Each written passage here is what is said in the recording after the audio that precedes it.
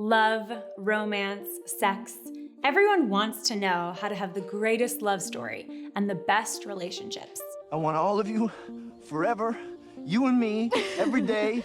I have loved you from the first time I laid eyes on you. Marry me.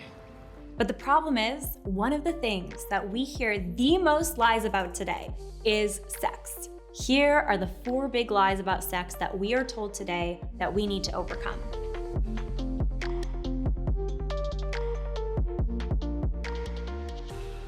First, we are told that acting on our sexual urges is core to our identity and happiness. Your little gerbil-sized brain has been reprogrammed by the media to believe sex is the be-all, end-all. Do men honestly think that sex is the answer to everything? Yes. Yeah. Second, at the same time, we're told that the actual act of having sex is no big deal.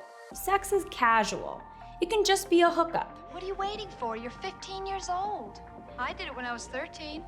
It's no huge thing, it's just sex. Third, we are told that sex is really all about our own pleasure and our personal needs. She wanted me to know that that pleasure was from me. Exactly. She didn't want me to fall into the hands of a man, and if he gave me pleasure, to think that that was him. And fourth, some of us have heard the lie that sex is dirty, shameful, and not something that it's okay to talk about. Why is sex even bad? So where do most of these lies about sex come from? And what is the truth? First, let's look at some history. We are downstream from 2 recent major movements, the sexual revolution, which really took off in the 60s, and the so-called purity culture movement that really got going in the 90s. The sexual revolution, in many ways, was a reaction to the double standards that society seemed to have for men and women when it came to sex. Men are going to sleep around and be praised for it, while women should be virginal and virtuous, demand everything of women and nothing of men. Fathers were expected to be silent and absent and unreliable and selfish, but people absolutely don't accept those same feelings in mothers. So how did the sexual revolution respond to this double standard? It removed all standards for both men and women and threw everyone into the abyss of sexual chaos. Demand that women behave just as promiscuously as promiscuous men. So the sexual revolution became a war, mainly on 2 things. 1, faithful marriage between a man and a woman, and 2, having children. The sexual revolutionaries told us that widespread contraceptive use, easy abortion, no-fault divorce, and even porn would help bring about great sex for everyone. Most of the lies that we see about sex in our culture today can be traced back to the sexual revolution. Purity culture, on the other hand, was an attempt to rescue marriage, or really virginity until marriage, from the decades-long attack of the sexual revolution. Through purity rings, purity balls, virginity pledges, chaperone dates, courting, promises of instant marital euphoria starting with the wedding night, even threats of divine punishment for those who didn't follow the purity rules. What if I want to have sex before I get married? Well, I guess you just have to be prepared to die. Even Miley Cyrus, Selena Gomez, and Joe Jonas had purity rings. Purity culture has since been dubbed as the sexual prosperity gospel, that if you follow the rules, you will be guaranteed marital and sexual bliss in this life. I like your sleeves. They're real big. Thank you. Purity culture had a lot of good intentions and even impacts for many people, and it is far closer to the truth than the lies of the sexual revolution. But unfortunately, the purity movement fumbled in its delivery, making a lot of enemies and disenchanted young people who actually ended up flipping to the opposite extreme. The reality is, despite their opposition to one another, these movements actually share some of the same false premises. Let's start with the first lie, that fulfilling our sexual urges is the foundation of our identity and happiness. As I see it, sex is my only reason for living. This has come from both the sexual revolution and, to some degree, purity culture. From the sexual revolution, we get very mixed messages. Well, we're told that the actual act of having sex is no big deal. It's just a casual hookup. We're also told that the key to happiness is to satisfy whatever sexual urges you have. In fact, your sexual attractions define your identity. If your sexual attractions are not acted on, you are repressed and you cannot be happy. This lie says that your sexual desire is actually uncontrollable, and that to even try to control it is unhealthy. The world's gonna end unless we have sex right now. Do we have time to get to a motel? From purity culture, the message received by many adherents was also that sex is the most important thing in the world. But because it needs to happen within marriage, marriage is regarded as the means for sex as the ultimate goal. In this way, your future spouse becomes a sex object rather than a person. Purity culture also had a don't think about the pink elephants problem. When people are constantly told not to think about having sex until they're married, what's the one thing they're going to be thinking about? Here's the truth that is extremely freeing. Your sexual urges or attractions are not the deepest part of who you are.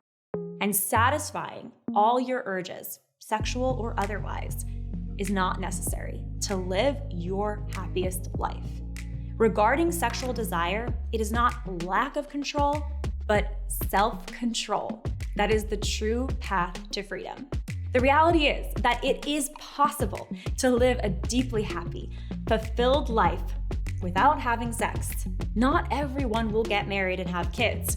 In fact, some people will feel called to be celibate for their whole life in order to uniquely devote their life to God and others. Despite the caricature, these people aren't repressed. They're freely investing their whole hearts into loving others. Of course, many of us will choose to marry and have children, and that's beautiful and obviously necessary for the human race to continue. Many of us will find and should find great happiness in marriage and children. In fact, birth rates around the world are plummeting.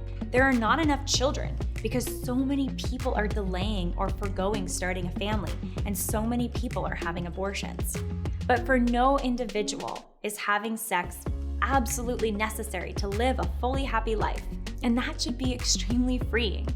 An orgasm is no one's master. Our sexual urges do not own us and should not rule us. The fact is, sexual desires can change, can be impacted by our environment or choices, or can be purely biological. Sexual desires are things that we experience, not the core of who we are. Ultimately, we can always choose to act on our urges or not. We have a choice, and that is freeing. Lie number 2. We've also been told that having sex is no big deal. Sex is casual. It's a physical act, like playing tennis. Two people should be able to have sex like they're playing tennis. This lie has mainly been communicated by the sexual revolution. Here is the reality. There is no such thing as casual sex. Sex is far too powerful for that. First of all, sex is one of the most bonding things that you can physically do with someone. During sex, the couple's brains release hormones and chemicals, oxytocin, vasopressin, endorphins, dopamine, that cause the man and the woman to be emotionally and psychologically attached to one another, even with just one act of intercourse. The way that your body and your hormones bond with the person you're having sex with is simply not casual from a psychological or biological perspective. To treat sex as cheap is to treat other people as cheap, and to treat yourself as cheap. When you sleep with someone, your body makes a promise whether you do or not. Secondly, sex is how new human beings are created. Sex is designed not just for intimacy and bonding between two people, but even more significantly, to bring human beings into existence. Think about that. The creation of a brand new human being. That's one of the greatest powers that we have, to participate in the creation and care of a new human life. This is why treating sex casually can be so disastrous. It can create deep emotional, psychological disturbance and pain for the people involved. And did you know that the greatest predictor of extramarital sex, or cheating, is premarital sex? When you have premarital sex, especially with more than one person, you are more likely to cheat on your future partners and your future spouse. Premarital sex also leads to greater instances of divorce. This is by no means any person's fate, but statistically it is true. because the bonding that sex is supposed to bring with that one person is interrupted. Furthermore, treating sex as casual can bring a new child into the world to parents who may not be ready to be parents and who may see the baby with hostility instead of with love. Isn't it weird though when you have a kid and all your dreams and hopes just go right out the window? 87% of children who are aborted are conceived by parents who are unmarried. That is nearly 9 in 10. We will not end the killing of children through abortion in our country until we recognize that sex belongs within marriage. Abortion is directly downstream from sex outside of marriage. Lie 3. Sex is really all about our own pleasure and our own personal needs. I'm in a relationship without sex when all I'm really trying to get is sex without a relationship. This lie also has been communicated by both the sexual revolution and to some extent purity culture. We have been encouraged to see our romantic partner as an object for our own sexual pleasure and release. The truth is, sex should be about love. Sex is about freely and totally giving yourself, body, heart, and soul to another person and receiving that person back, a person you have committed to for life and who has committed life and love to you in return. The truth is, sex is for lovers. Lovers committed to each other until death do us part. This means practically that in a marriage, men should seek to please their wives just as much as wives should seek to please their husbands.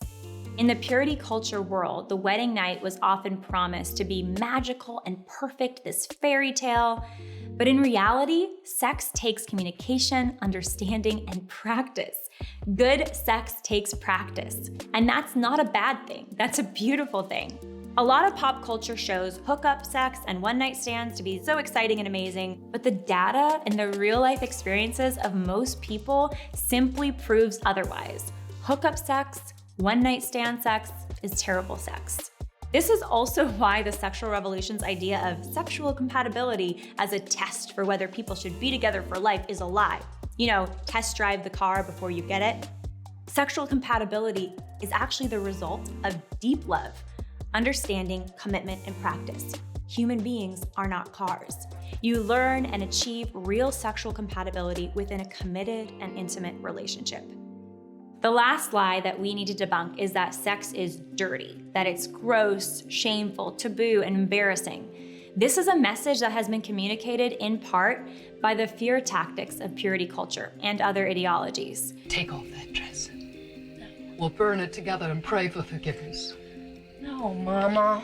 Sex was often defined for many people only by its harms when it's misused. And so sex became bad and our bodies were somehow shameful and sexual attraction was somehow shameful. 6 inches for the Holy Spirit. Or sex was a taboo subject that nobody wanted to discuss, leading to lots of confusion and pain for people who were never taught any healthy sexual ethics. The truth is that sex is good and our bodies with which we enjoy sex are good. It is true that sex can lead to tremendous harm when it is misused. Think about the horror of abuse or rape, for example. Because the most evil things are actually perversions of the best things. The better something is, the worse its harms when it's misused. And one of the most prevalent misuses of sex is when it is had outside of marriage. A society in which sex is kept within marriage is one in which most men and women have the healthiest, most long-lasting relationships and the best and most frequent sex. It is also the most democratic society with the most individual rights for all. And the family structure of one man, one woman marriage best protects men, women, and children. A society that is not monogamous becomes unstable and violent. There's more poverty, there are more single mothers, and there are more children without fathers.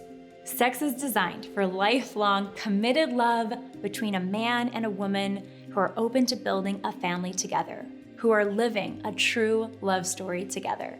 And that's a beautiful thing.